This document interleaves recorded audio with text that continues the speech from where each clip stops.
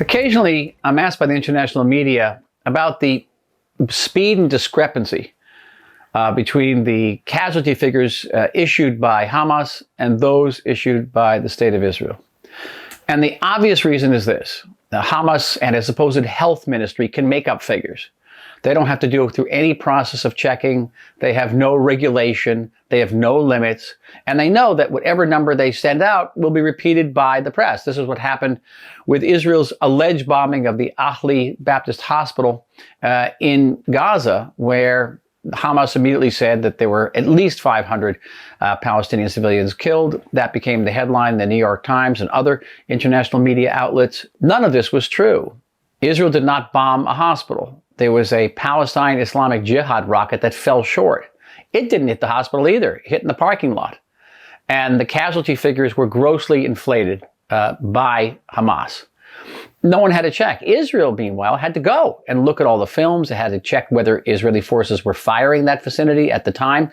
We keep a record of every shell fired, every bomb dropped is recorded meticulously.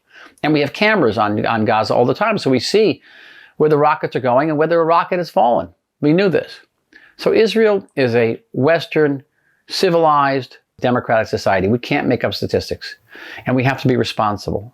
And responsibility takes time, and that has a cost in terms of the international media, not only because they can be biased against Israel. Certainly there's press bias against Israel, but also because these newspapers and websites are businesses, and they want to grab the headline, and certainly the most lurid headline, as quickly as possible, and so they don't check the sources. So it's more marketable to come out with a huge headline that says Israel bombs a hospital and kills 500 people than to wait around for Israel to check and find out that there was no hospital hit, Israel didn't do it, and the casualty figures were grossly inflated.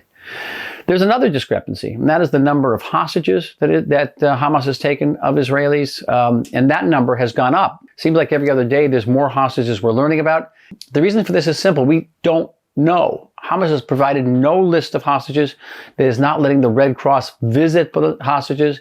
We still have a great number of bodies that have not been identified. They were so mutilated, they were so burnt, so we don't know entirely who was killed, who might still be alive in captivity.